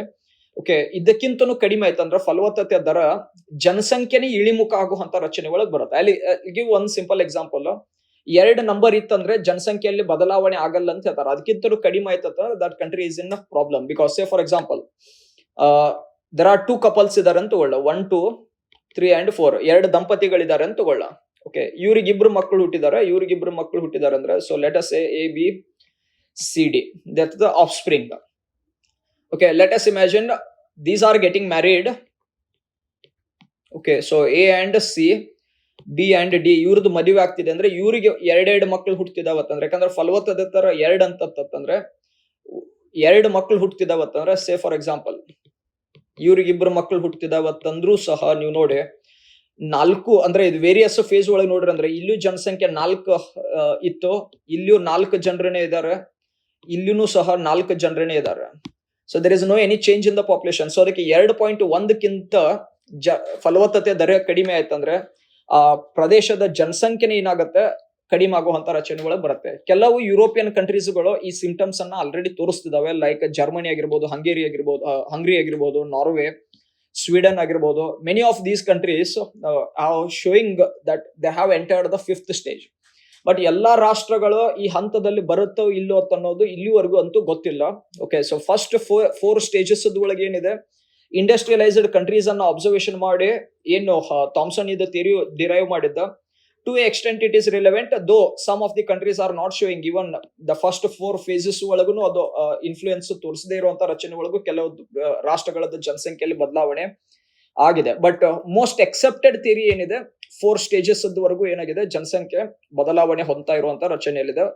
ಫಿಫ್ತ್ ಸ್ಟೇಜ್ ಇನ್ನು ಯಾವ್ಯಾವ ಕಂಟ್ರೀಸ್ಗಳು ಇದು ಹೋಗುತ್ತೆ, ಫಿಫ್ತ್ ಸ್ಟೇಜ್ ಎಲ್ಲಾ ಕಂಟ್ರೀಸ್ಗೆ ಇನ್ಫ್ಲೂಯೆನ್ಸ್ ಆಗುತ್ತೋ ಇಲ್ಲೋ ಅಂತ ಅನ್ನೋದು ಗೊತ್ತಿಲ್ಲ. So you can write as the 4 stages or you can mention the 5th stage also. That is the viability is not yet clear. That's why they have kept it as a question mark over here. ಯಾವ ಹಂತಕ್ಕೆ ಹೋಗುತ್ತೆ ಅನ್ನೋದು ಗೊತ್ತಿಲ್ಲ ಅಂತ ಅನ್ನೋ ರಚನೆಯಲ್ಲಿ ಇಟ್ಟಿದ್ದಾರೆ. And adding to this, ಇದ್ರ ಜೊತೆಗೇನೆ ಇನ್ನ ಕ್ವಶನ್ ಯಾವ ರೀತಿಯಾಗಿ ಫ್ರೇಮ್ ಮಾಡ್ತಿರ್ತಾನೆ, ಡೆಮೋಗ್ರಫಿಕ್ ಟ್ರಾನ್ಸಿಷನ್ ಮೇಲೆ ಅಂತದ್ದು ಅಂತಲ್ಲ, ಇಂಡಿಯಾದ ಪೊಸಿಷನ್ ಏನಿದೆ ಅಂತ ಅನ್ನೋದು ಈ ರೀತಿಯಾಗಿ ಎಷ್ಟೋ ಸತಿ ಕ್ವಶನ್ ಕೇಳ್ತಾರೆ. ಡೆಮೋಗ್ರಫಿಕ್ ಡಿವಿಡೆಂಡ್ ಮೇಲೆ ಕ್ವಶನ್ ಕೇಳ್ತಾರೆ, ಜನಸಂಖ್ಯಾ ಲಾಭಾಂಶದ ಮೇಲೆ ಕ್ವಶನ್ ಕೇಳ್ತಿರ್ತಾರೆ. ಅಂದ್ರೆ ಈಗ ಪ್ರೆಸೆಂಟ್ ಏನು ಪಾಪ್ಯುಲೇಷನ್ ಇದೆ ಒಂದು ಕಂಟ್ರಿಯದ್ದು, ಇದರಿಂದ ಮುಂದೆ ಆರ್ಥಿಕತೆಗೆ ಯಾವ ರೀತಿ ಲಾಭ ಬರುತ್ತೆ ಅನ್ನೋದನ್ನ ಕ್ಯಾಲ್ಕುಲೇಟ್ ಮಾಡ್ತಿರ್ತಾರೆ. Okay, that is what is called as demographic dividend. Demographic dividend ಇರ್ಬೇಕಂತಂದ್ರೆ ಪಾಪ್ಯುಲೇಷನ್ ಅಂತ ನಾವು ಮೆನ್ಷನ್ ಮಾಡ್ತೇವೆ, it has to be lesser. That is average population ಏನಿದೆ, ಆ ಒಂದು ರಾಷ್ಟ್ರದ ಸರಾಸರಿ ವಯಸ್ಸು ಏನಿದೆ ಕಡಿಮೆ ಇರ್ಬೇಕಂತ ಹೇಳ್ತೇವೆ. ಕಡಿಮೆ ಇದ್ದಷ್ಟು ಲಾಭಾಂಶ ಹೆಚ್ಚು ಸಿಗುತ್ತಂತನೋ ಮೀನಿಂಗ್ ಅಲ್ಲಿ ಇದೆ. That is called dividend. ಅದಕ್ಕೆ ಒಂದು ಮೀಡಿಯನ್ ಏಜ್ ಅಂತ ಕ್ಯಾಲ್ಕುಲೇಟ್ ಮಾಡ್ತಾರೆ. ಆ ಮೀಡಿಯನ್ ಏಜ್ ಅನ್ನ ಯಾವ ರೀತಿಯಾಗಿ ಹೋಗ್ತಿದ್ದಾರೆ ಸಿಂಪಲ್ ಆಗಿ ನೋಡಿ. ಇಲ್ಲಿ ಕೆಳಗೆ ಈ ಚಿತ್ರದಲ್ಲಿ ಫರ್ದರ್ ಮೋರ್ ಆಸ್ಪೆಕ್ಟ್ ಅಲ್ಲಿ ನೋಡಿದ್ರೆ ಅಂದ್ರೆ ಪಿರಾಮಿಡ್ ಸ್ಟ್ರಕ್ಚರ್ ಗಳನ್ನ ಕೊಟ್ಟಿದ್ದಾರೆ. ಇದಕ್ಕೆ ಪಾಪ್ಯುಲೇಷನ್ ಪಿರಾಮಿಡ್ ಅಂತಾನೆ ಹೇಳ್ತಾನೆ. ಎಕ್ಸ್ ಆಕ್ಸಿಸ್ ಅಲ್ಲೇ ಅಸ್ಯೂಮ್ ಮಾಡ್ಕೊಳ್ಳೋಣ ಪಾಪ್ಯುಲೇಷನ್ ಇದೆ, ವೈ ಆಕ್ಸಿಸ್ ಅಲ್ಲೇ ಏಜ್ ಬಗ್ಗೆ ಕೊಟ್ಟಿದ್ದಾನೆ ಅಂತ ತಗೊಳ್ಳ. ಓಕೆ, ಸೊ ಯಾವ ರೀತಿಯಾಗಿದೆ ನೋಡಿ. ಮೊದಲನೇದ ಫೇಸ್ ಅಲ್ಲೇ ಒಂದು ಕಡೆ ಮೇಲ್ ಪಾಪ್ಯುಲೇಷನ್ ಬರೀತೇನೆ ಅಂತ ತಗೊಳ್ತೀನಿ, ಇನ್ನೊಂದು ಕಡೆ ಫಿಮೇಲ್ ಪಾಪ್ಯುಲೇಷನ್ ಬರೀತೇನೆ ಅಂತ ತಗೊಳ್ತೀನಿ. ಓಕೆ, ಸೊ 0 to 10 ಇಯರ್ ಒಳಗೆ ಮೇಲ್ ಪಾಪ್ಯುಲೇಷನ್ ಎಷ್ಟಿದೆ, 0 to 10 ಇಯರ್ ಒಳಗೆ ಫಿಮೇಲ್ ಪಾಪ್ಯುಲೇಷನ್ ಎಷ್ಟಿದೆ ಅದನ್ನ ಇಂಡಿಕೇಟ್ ಮಾಡ್ತೇನೆ. Same way 10 to 20 year population ಒಳಗೆ ಫಿಮೇಲ್ ಪಾಪ್ಯುಲೇಷನ್ ಎಷ್ಟಿದೆ, ಮೇಲ್ ಪಾಪ್ಯುಲೇಷನ್ ಎಷ್ಟಿದೆ ಅದನ್ನ ಕ್ಯಾಲ್ಕುಲೇಟ್ ಮಾಡ್ತೇನೆ. ಯಾಕಂದ್ರೆ 10 ವರ್ಷದ ಒಳಗಿರುವಂತ ಎಲ್ಲಾ ಮಕ್ಕಳು ಈ 10 ವರ್ಷ ಆದ್ರೆ ಅದು ಮಕ್ಕಳು 10 ವರ್ಷದ ಕೆಳಗಿರುವಂತ ಮಕ್ಕಳು ಎಲ್ಲಾನು 10 ವರ್ಷ ದಾಟ್ತಾರೆ ಅಂತಾರಲ್ಲ. If they some of them if they die, definitely the upper level ಒಳಗಿರುವಂತ ಪಾಪ್ಯುಲೇಷನ್ ಏನಾಗಬೇಕು, ಮತ್ತೆ ಕಡಿಮೆ ಇರುವಂತ ರಚನೆ ಒಳಗೆ ಬರಬೇಕು. ಸೊ ಇದ್ರ ಮೇಂದ್ 20 ರಿಂದ 30 ಎಲ್ಲಾರು ಬದುಕಲ್ಲ, ಕೆಲವು ಜನರು ಸಾಯ್ತಿದಾರ ಅಂತಂದ್ರು 20 ರಿಂದ 30 ವರ್ಷದ ಜನಸಂಖ್ಯೆ ಒಳಗೆ ಮತ್ತೆ ಜನರ ಸಂಖ್ಯೆ ಕಡಿಮೆ ಇರುವಂತ ರಚನೆ ಒಳಗೆ ಬರಬೇಕು. Same is the case 30 to 40, 40 to 50 ಹಿಂಗ್ ಮೇಲಕ್ಕೆ ಹೋದಂಗ್ ನೋಡುವತ್ತಂದ್ರೆ ಡಿಕ್ಲೈನಿಂಗ್ ನೇಚರ್ ಒಳಗೆ ಬರ್ತಾ ಇರುತ್ತೆ. That is called as population pyramid. So I repeat, Y axis ಒಳಗೆ ಏಜ್ ಅನ್ನ ತಗೊಳ್ತಾ ಇದ್ದೇವೆ, ಎಕ್ಸ್ ಆಕ್ಸಿಸ್ ಅಲ್ಲೇ ಒಂದು ಕಡೆ ಮೇಲ್ ಪಾಪ್ಯುಲೇಷನ್ ತಗೊಳ್ತೇವೆ, ಒಂದು ಕಡೆ ಫಿಮೇಲ್ ಪಾಪ್ಯುಲೇಷನ್ ಅನ್ನ ತಗೊಳ್ತೇವೆ, and that's the way it makes it as pyramid. So pyramid base ಎಷ್ಟು ವೈಡ್ ಇರುತ್ತೆ, that is better for that country. ಈ ರೀತಿಯಾಗಿರುವಂತ ರಚನೆಯಲ್ಲಿ ಇದೆ ನೋಡಿ. ಓಕೆ, ಮೊದಲನೇ ಸ್ಟೇಜ್ ಒಳಗೆ ಈ ರೀತಿಯಾಗಿನೇ ಇರುತ್ತೆ. ಯಾಕಂದ್ರೆ ಬರ್ತ್ ರೇಟನು ಹೆಚ್ಚಿತ್ತು, ಡೆತ್ ರೇಟನು ಹೆಚ್ಚಿತ್ತು. ಸೊ ಹುಟ್ಟಿರುವಂತ ಮಕ್ಕಳುಗಳು ಎಲ್ಲ 10 ವರ್ಷ ಕ್ರಾಸ್ ಆಗೋಕ್ಕಿಂತ ಮುಂಚೆನೆ ಸಾಯುವಂತ ರಚನೆಯಲ್ಲಿ ಇರ್ಬೇಕಾದ್ರೆ ವೈಡ್ ಇರುವಂತ ರಚನೆ ಇರ್ತಿತ್ತು. Very few use to survive. So ಮೇಲ್ ಹೋದಂಗ್ ಏನಾಗ್ತಿದೆ ನೋಡಿ, ಟೇಪರ್ ಅಂತ ನಾವು ನೋಡ್ತೀವಿ, ಹೆಚ್ಚು ಏರ್ಕೋತ್ ಹೋಗ್ತಾ ಇದೆ ಸ್ಟೀಪ್ ಆಗಿ. ಎರಡನೇ ಹಂತದ ಒಳಗೆ ನೋಡಿವತ್ತಂದ್ರೆ ಈ ಪಿರಾಮಿಡ್ ಸ್ಲೈಟ್ ಆಗಿ ಚೇಂಜ್ ಆಗ್ತಾ ಡಿಫಾರ್ಮೇಶನ್ ಯಾವ ರೀತಿಯಾಗಿ ಹೋಗ್ತಾ ಇದೆ ನೋಡಿ. ಯಾಕಂದ್ರೆ ಮರಣ ದರದಲ್ಲಿ ನಿಧಾನವಾಗಿ ಇಳಿಮುಖ ಆಗ್ತಾ ಇದೆ ಅಂತಂದ್ರೆ ಹೆಚ್ಚಿನ ಜನರು ಸರ್ವೈವ್ ಆಗ್ತಿದಾರ ಅಂತಂದ್ರೆ there is no major variation ಈ ರೀತಿಯಾಗಿ. ಸೊ ಅದಕ್ಕೆ ಆ ಪ್ಯಾಟರ್ನ್ ಸ್ಲೈಟ್ ಆಗಿ ಸ್ಲ್ಯಾಂಟಿಂಗ್ ಅಂತ ಏನ್ ನಾವು ನೋಡ್ತೇವೆ, ಇಳಿಜಾರದ್ ಏನಿದೆ ಅದು ಕಡಿಮೆ ಆಗುವಂತ ರಚನೆ ಒಳಗೆ ಬರೋದಕ್ಕೆ ಸ್ಟಾರ್ಟ್ ಆಗುತ್ತೆ. ಅಂಡ್ ಥರ್ಡ್ ಫೇಸ್ ಒಳಗೆ ನಾವು ನೋಡಿದಾಗ till a certain age there is no any major deaths occurring, and later on due to age factor ಅದು ಏನಿದೆ ಡಿಕ್ಲೈನ್ ಆಗ್ತಾ ಹೋಗುವಂತ ರಚನೆ ಒಳಗೆ ಬರ್ತಾ ಇದೆ. ಅಂಡ್ ಫೋರ್ತ್ ಸ್ಟೇಜ್ ಒಳಗೆ ನಾವು ನೋಡುವತ್ತಂದ್ರೆ it goes as if like bell shape. Okay, and fifth ಇದು ಫೇಸ್ ಒಳಗೆ ನಾವು ನೋಡುವತ್ತಂದ್ರೆ ಇದ್ರದ್ದು ಬೇಸ್ ನ್ಯಾರೋ ಆಗುವಂತ ಫೇಸ್ ಒಳಗೆ ಬರ್ತಾ ಇರುತ್ತೆ. ತಳ ಕಡಿಮೆ ಆಗುವಂತ, ಯಾಕಂದ್ರೆ ಜನನ ದರನೇ ಕಡಿಮೆ ಆಗಿದೆ, ಹುಟ್ಟೋ ಮಕ್ಕಳುಗಳ ಶಿಶುಗಳ ಸಂಖ್ಯೆನೇ ಕಡಿಮೆ ಆಗ್ತಾ ಇದೆ. ಅಂದ್ರೆ ಆ ಏಜ್ ಏನಾಗ್ತಿದೆ ಅದ್ರ ಕೆಳಗೆ ಅದು ಬಾಟಮ್ ಪಾಯಿಂಟ್ ಏನಿದೆ ಅದು ಶ್ರಿಂಕ್ ಆಗುವಂತ ರಚನೆ ಒಳಗೆ ಬರುತ್ತೆ. So this country is not going to survive with respect to population activities. So ಅಲ್ಲಿ ಜನಸಂಖ್ಯೆ ಏನಾಗುತ್ತೆ ಡಿಕ್ಲೈನ್ ಆಗಕ್ಕೆ ಸ್ಟಾರ್ಟ್ ಆಗುತ್ತೆ. ಸೇ ಫಾರ್ ಎಕ್ಸಾಂಪಲ್ 10 ಕೋಟಿ ಜನಸಂಖ್ಯೆ ಇದ್ದಿದ್ದು 9.5 ಆಗಿರ್ಬೋದು, 9 ಕೋಟಿ ಆಗೋದು, 8 ಕೋಟಿ ಆಗೋದು, ಹಿಂಗೆ ಇಳಿಮುಖ ಆಗೋದಕ್ಕೆ ಸ್ಟಾರ್ಟ್ ಆಗುತ್ತೆ ಅಂತ ಹೇಳ್ತಾರೆ. ಜನಸಂಖ್ಯೆ ವೃದ್ಧಿ ದರ ಅಂತಂತಿಲ್ಲ, ಜನಸಂಖ್ಯೆನೇ ಇಳಿಮುಖ ಆಗುವಂತ ಹಂತದ ಒಳಗೆ ಬರುತ್ತೆ. So those countries are troubled ಅಂತ ಹೇಳ್ತೇವೆ. ಈಗ ಓವರ್ ಆಲ್ ಆಗಿ ಇದೇನ್ ಪಿರಾಮಿಡ್ ಜನರೇಟ್ ಆಗಿರುತ್ತಲ್ಲ, ಓಕೆ, ಎಲ್ಲ ಪಾಪ್ಯುಲೇಷನ್ ಅದು ಸರಾಸರಿ ಏಜ್ ಅನ್ನ ತೆಗಿತಾ ಹೋಗ್ತೇನೆ. ಸೊ ಈಗ ಇದನ್ನ ನಾನು ನೋಡಿದೆ ಅಂತಂದ್ರೆ ಸರಾಸರಿ ಏಜ್ ಕೆಳಗೆ ಬರುತ್ತೆ. ಈ ಹಂತದೊಳಗೆ ನಾನು ನೋಡಿದೆ ಅಂದ್ರೆ ಸರಾಸರಿ ವಯಸ್ಸು ಹತ್ತಿರವಾಗಿ ಇಲ್ಲೆಲ್ಲೋ ಬರುತ್ತೆ ಅಂತ ಹಿಡ್ಕೊಳ್ಳ. ಇಲ್ಲಿ ಸರಾಸರಿ ವಯಸ್ಸು ಏರ್ಕೋತ ಇಲ್ಲಿ ಬಂದಿರುತ್ತೆ, ಇಲ್ಲಿ ಸರಾಸರಿ age that is median age. Median age ಏನಾಗುತ್ತೆ ಇನ್ಕ್ರೀಸ್ ಆಗುವಂತ ರಚನೆ ಒಳಗೆ ಬರೋದಕ್ಕೆ ಸ್ಟಾರ್ಟ್ ಆಗುತ್ತೆ. Okay, that is average population of that particular country. So ಇದು ಎಷ್ಟು ಕಡಿಮೆ ಇರುತ್ತೆ ಬೆಟರ್ ಅಂತ ಎದಕ್ಕೆ ಅಂತೀವತ್ತಂದ್ರೆ ಪಾಪ್ಯುಲೇಷನ್ ಅಲ್ಲಿ 3 ಕ್ಯಾಟಗರಿಯನ್ನ ನಾವು ಫಾಲೋ ಮಾಡ್ತೇವೆ. ದಟ್ ಈಸ್ 0 to 15 ಇಯರ್ ರಫ್ಲಿ, 15 to ವರ್ಲ್ಡ್ ದಲ್ಲಿ ಇರ್ಬೇಕಾದ್ರೆ 65 ಇಯರ್ಸ್ ಅಂತ ಕನ್ಸಿಡರ್ ಮಾಡ್ತೇವೆ. ಇಂಡಿಯಾದ ಒಳಗೆ ರಿಟೈರ್ಮೆಂಟ್ ಏಜ್ 60 ಅಂತ ಕನ್ಸಿಡರ್ ಮಾಡ್ತೇವೆ. ಸೊ 15 to 60 ಅಂತ ಮೆನ್ಷನ್ ಮಾಡಿದ್ರೆ and 65 plus. Okay, world context ಅಲ್ಲಿ ಬೇರೆ ಇದೆ, ಇಂಡಿಯಾದ ಕಂಟೆಕ್ಸ್ಟ್ ಒಳಗೆ ಬೇರೆ ಇದೆ. 0 to 15 ಇಯರ್ಸ್ ಗೆ ನಾವು ಆಕ್ಚುಲಿ ಚಿಲ್ಡ್ರನ್ ಅಂತ ಕರಿತೀವಿ. Okay, I'll write here 0 to 15 year ಮಕ್ಕಳ ಸಂಖ್ಯೆ, 15 to 65 that is adults ವಯಸ್ಕರ, and 65 plus is old aged ವೃದ್ಧರು. ಓಕೆ, ಸೊ ಕೈಗಾರಿಕೆಗಳಲ್ಲಿ ಅಥವಾ ಆರ್ಥಿಕ ಚಟುವಟಿಕೆಗಳಲ್ಲಿ ಇವ್ರು ಕೆಲಸ ಮಾಡುವಂತ ರಚನೆ ಒಳಗಿರುತ್ತೆ. So that's why we call it as productive population. Productive population and these are unproductive. ಮಕ್ಕಳು ಮತ್ತೆ ವೃದ್ಧರು ಏನಿದ್ದಾರೆ these are unproductive, or it is called as dependent population. Dependent population. Okay, ಇದು ಅನುತ್ಪಾದಕ ಜನಸಂಖ್ಯೆ ಅಂತ ಹೇಳ್ತೇವೆ. ಮಕ್ಕಳು ಮತ್ತೆ ವೃದ್ಧರಿಗೆ ಅನುತ್ಪಾದಕ ಜನಸಂಖ್ಯೆ, they are not productive. Okay, ಅವಲಂಬಿತ ಜನಸಂಖ್ಯೆ ಅಂತಾನು ಹೇಳ್ತೇವೆ. ಇದು ಏನಿದೆ ಅಡಲ್ಟ್ಸ್ ಏನಿದಾರಲ್ಲ, ವಯಸ್ಕರ ಅಂತ ನಾವು ಮೆನ್ಷನ್ ಮಾಡ್ತೇವೆ, they work in the industries and we are calling it as productive population. So theory ಏನ್ ಹೇಳುತ್ತಂದ್ರೆ ಇಂಡಸ್ಟ್ರಿ ಒಳಗೆ ವರ್ಕ್ ಮಾಡುತ್ತ ಅನ್ನೋ ರಚನೆ ಏನಿದೆ ಇದ್ರದ್ದು ರಿಲೆವೆನ್ಸ್ ಹೆಚ್ಚು ಬರುತ್ತೆ ಅಂತ ಹೇಳ್ತಾರೆ. ಸೊ ಈಗ median age say for example 28 ಇದೆ ಅಂತಂದ್ರೆ ಮೇಜರ್ ಆ ಕಂಟ್ರಿ ಒಳಗಿರುವಂತ ಮೇಜರ್ ಪಾಪ್ಯುಲೇಷನ್ ಇನ್ನೂ ಕೈಗಾರಿಕೆ ಒಳಗೆ ಕೆಲಸ ಮಾಡುವಂತ ಕ್ಷಮತೆ ಹೆಚ್ಚಿದೆ ಅಂದಂಗ ಆಯ್ತು. ಓಕೆ, ಸೊ ಈಗ ಸೇ ಫಾರ್ ಎಕ್ಸಾಂಪಲ್ ಒಂದು ಮೀಡಿಯನ್ ಏಜ್ 48 ಬಂದಿದೆ ಅಂತ ತಗೊಳ್ಳಿ. ಜಪಾನ್ದಂತ ಕಂಟ್ರಿ ಒಳಗೆ ಅದು ನಾವು ನೋಡಿ ಬಂದ್ರೆ median age is more than 45 years ನಾವು. ಓಕೆ, ಸೊ ಈಗ 48 ಇದೆ ಅಂತಂದ್ರೆ ಇನ್ನು ಕೆಲವು ವರ್ಷಗಳಲ್ಲೇ ಈ ಜನಸಂಖ್ಯೆ ಏನಿದೆ ವೃದ್ಧರಾಗಿ ಹೋಗ್ಬಿಡ್ತಾರೆ. ಈಗ ಆಲ್ರೆಡಿ ನಾವು ಈ ವರ್ಡ್ ಅನ್ನ ಯೂಸ್ ಮಾಡ್ತೇವೆ, Japan is old aged population ಅಂತ ಏನ್ ಹೇಳ್ತೇವೆ, ವೃದ್ಧರ ನಾಡೋದು ಅಂತ ಏನ್ ಹೇಳ್ತೇವೆ, ಈ ರೀತಿಯಾಗಿ. So very short spam of time ಅಲ್ಲಿ ಅಲ್ಲಿರುವಂತ ಜನಸಂಖ್ಯೆ ಕೈಗಾರಿಕೆಯಲ್ಲಿ ಕೆಲಸ ಮಾಡುವಂತ ಕ್ಷಮತೆಯನ್ನ ಕಳ್ಕೊಂಡ್ಬಿಡ್ತಾರೆ. ಸೊ ಅದಕ್ಕೆ ಮೀಡಿಯನ್ ಏಜ್ ಏನಿದೆ ಕಡಿಮೆ ಇರಬೇಕು, so that they can work in the industry and they can give the revenue for the government. That is the way we are calling it as dividend. ಜನಸಂಖ್ಯಾ ಲಾಭಾಂಶ ಅಂತ ಹೇಳ್ತೇವೆ.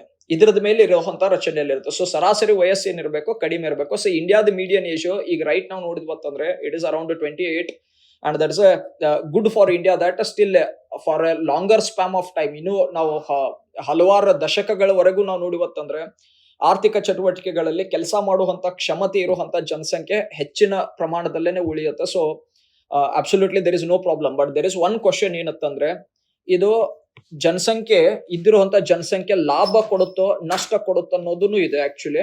ಓಕೆ, ನಷ್ಟ ಅಂತ ಎದಕ್ಕೆ ಅಂತಿದೀವತ್ತಂದ್ರೆ if you are not taking the proper benefit of this population, okay, there is a possibility that it will be a bane ಅಂತ ಹೇಳ್ತೇವೆ. So it could be a boon or it could be a bane. Okay, ಲಾಭನು ಕೊಡಬಹುದು ನಷ್ಟನು ಕೊಡಬಹುದು ಅಂತ ಹೇಳ್ತಾರೆ. So ಅದಕ್ಕೆ ಇದ್ದಿರುವಂತ ಪಾಪ್ಯುಲೇಷನ್ಗೆ ನಮ್ಗಿರೋಂತ ರಚನೆ ಏನಂತಂದ್ರೆ ಒಂದು ಮೊದಲು ಪ್ರಾಪರ್ ಎಜುಕೇಶನ್ ಅನ್ನ ಪ್ರೊವೈಡ್ ಮಾಡ್ಬೇಕು ಜನಸಂಖ್ಯೆಗೆ, ಮಕ್ಕಳಿಗೆ. ಅದು ಏನಂತ ನಾವು ನೋಡ್ತೇವೆ. ಓಕೆ, ಒಂದು ಶಿಕ್ಷಣ, ಗುಣಮಟ್ಟದ ಶಿಕ್ಷಣ ಅಂತ ಏನ್ ಹೇಳ್ತೇವೆ ಇದು ಅವಶ್ಯಕತೆ ಇದೆ. And second most important, education ಕೊಟ್ಟು ಅಷ್ಟೇ ಬಿಡೋದಂತಲ್ಲ, we need to provide them skill education, ಕುಶಲತೆ ಅಥವಾ ಕೌಶಲ್ಯಗಳನ್ನ ಇನ್ಕಾರ್ಪೊರೇಟ್ ಮಾಡ್ಬೇಕಾಗತ್ತೆ. ಅದು ಟೆಕ್ನಿಕಲ್ ಕೆಲಸಗಳನ್ನ ಮಾಡುವಂತ ಕುಶಲತೆ ಬರಬೇಕು, ಅದು ಇಂಪಾರ್ಟ್ ಮಾಡ್ಬೇಕು. And most importantly third, we need to create more employment. ಉದ್ಯೋಗಗಳನ್ನ ಹೆಚ್ಚೆಚ್ಚು ಸೃಷ್ಟಿ ಮಾಡ್ತಾ ಹೋಗ್ಬೇಕಾಗತ್ತೆ. ಇಲ್ಲತ್ತಂದ್ರೆ ಈ ಇದ್ದಿರುವಂತ ಜನಸಂಖ್ಯೆ ಎಜುಕೇಟೆಡ್ ಇದಾರೆ, ಸ್ಕಿಲ್ ಅನ್ನು ಇದೆ, ಬಟ್ ಮಾಡಕ್ ಕೆಲಸ ಇಲ್ಲತ್ತಂದ್ರೆ they will be a burden for the government again, because if I am not earning, okay, government has to give me those benefits, public distribution system ಇಂದ ಆಗಿರ್ಬೋದು, ರೇಷನ್ ಕೊಡೋದಾಗಿರ್ಬೋದು, ಅನ್ಎಂಪ್ಲಾಯ್ಮೆಂಟ್ ಅಲೌನ್ಸ್ ಕೊಡೋದಾಗಿರ್ಬೋದು, ಇದೆಲ್ಲ ಮತ್ತೆ ಸರ್ಕಾರಕ್ಕೆ ಹೊರೆ ಹೆಚ್ಚಾಗೋದಕ್ಕೆ ಸ್ಟಾರ್ಟ್ ಆಗುತ್ತೆ. So ಅಂತ situation ಒಳಗೆ ಅದು ನಷ್ಟವನ್ನ ಮಾಡುತ್ತಂತ ಹೇಳ್ತಾರೆ. So we have to take that right utilization of that population. That's the meaning. If we take that right utilization, then we can call it as it is a boon for the country, that is a dividend ಅಥವಾ ಲಾಭವನ್ನ ಕೊಡುತ್ತೆ ಅಂತ ಹೇಳ್ಬೋದು. If not it is going to trouble us for sure. ಈಗ ನಾವು India ಯಾವ position ಅಲ್ಲಿ ಇದ್ದೀವಿ ಅಂತಂದ್ರೆ ಈ ಹಂತದ ರಚನೆಯಲ್ಲಿ ನಾವು ನೋಡಿದಾಗ ಇದು ಭಾರತದ ಜನಸಂಖ್ಯೆ 1901ರಿಂದ 2011 ಕೊನೆಯ ಜನಗಣತಿ ಡೇಟಾ ಏನಿದೆ ಇಲ್ಲಿವರೆಗೂ ಕೊಟ್ಟಿದ್ದು 24 ಕೋಟಿಯಿಂದ 121 ಕೋಟಿವರೆಗೂ ಯಾವ ರೀತಿಯಾಗಿ ಬದಲಾವಣೆ ಆಗ್ತಾ ಹೋಗಿದೆ ಅಂತ ಹೇಳಿ.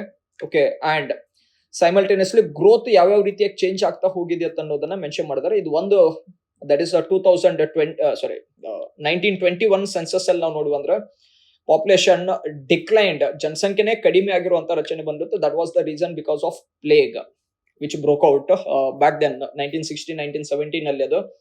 So that is a divide in the census history. But other than that, rest all the time we can say that the population is growing, and at one point we can say the India's population grew at the rate of 24% to 25%. That's a very high growth rate. ಅಧಿಕವಾಗಿ ಬೆಳವಣಿಗೆ ಆಗಿರುವಂತ ರಚನೆ. So ಭಾರತದ ಜನಸಂಖ್ಯೆಗೆ ಸಂಬಂಧಪಟ್ಟಂಗೆ 4 ಹಂತಗಳ ರಚನೆ ಬರುತ್ತೆ. That is 1901 to 1921, that's the first phase. Steady population ಅಂತ ಹೇಳ್ತೇವೆ. ವಿ ಕ್ಯಾನ್ ಸೇ 24 ಕೋಟಿ ಇದ್ದಿದ್ದು 25 ಕೋಟಿ ಹತ್ತಿರವಾಗಿ, ಏನು ಮೇಜರ್ ಚೇಂಜಸ್ ಅಂತೂ ಆಗೇ ಇಲ್ಲ ಜನಸಂಖ್ಯೆಯಲ್ಲಿ. ಬಟ್ 1921 ಇಂದ ನಾವು ನೋಡಿದ್ವತ್ತಂದ್ರೆ 1951 ಫೇಸ್ ಒಳಗೆ ನೋಡಿವತ್ತಂದ್ರೆ ಪಾಪ್ಯುಲೇಷನ್ ಗ್ರೀವ್ ಸ್ಲೋಲಿ, ಜನಸಂಖ್ಯೆ ನಿಧಾನವಾಗಿ ಬೆಳವಣಿಗೆ ಆಗಿರುವಂತಹ ರಚನೆ ಇದೆ. That is a second stage. 1951 to 1981 ಈ ಫೇಸ್ ಅಲ್ಲಿ ನೋಡಿದ್ರತ್ತಂದ್ರೆ you can see that all the most population has doubled. And that is the third stage, population explosion stage. Population explosion stage. And 1991 onwards now ನೋಡುವತ್ತಂದ್ರೆ we are clearly at the phase of fourth stage. 4ನೇ ಹಂತದ ಒಳಗಿದ್ದೇವೆ. So ಭಾರತದ ಜನಸಂಖ್ಯೆ ಏನಾಗುತ್ತೆ ಈಗ ಮುಂದ್ ಒಂದು ಹಂತಕ್ಕೆ ಹೋಗುತ್ತೆ ನೋಡಿ. ಯಾವ ರೀತಿಯಾಗಿ ಹೋಗುತ್ತೆ ಅಂತಂದ್ರೆ ಮೊದಲು ಕಾನ್ಸ್ಟಂಟ್ ಆಗಿತ್ತು.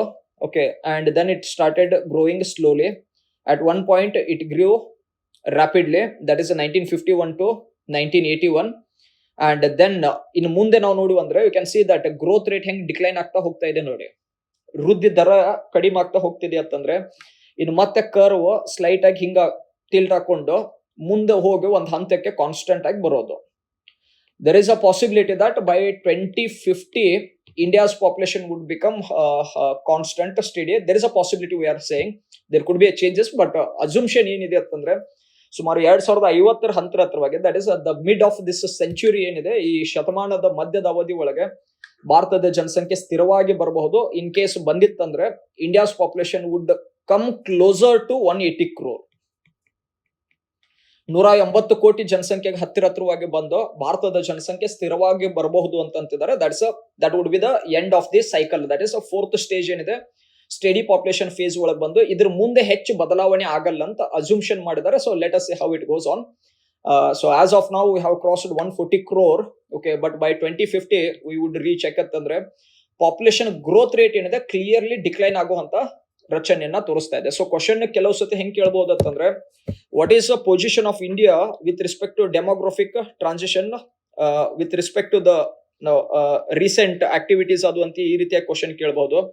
That is in the context of demographic transition model discuss the how India is placed in accordance with the recent trends in the demography. ಜನಸಂಖ್ಯಾ ವಾರ್ತೆಗೆ ಸಂಬಂಧಪಟ್ಟಂತೆ ಭಾರತದ ಇತ್ತೀಚಿನ ಜನಸಂಖ್ಯಾ ಬದಲಾವಣೆ ಯಾವ ರೀತಿಯ ರಚನೆಯಲ್ಲಿದೆ ಅಂತ ರೀತಿಯಲ್ಲಿ ಕ್ವಶನ್ ಕೇಳಬಹುದು. So in that you should be clear that we are at the fourth stage already.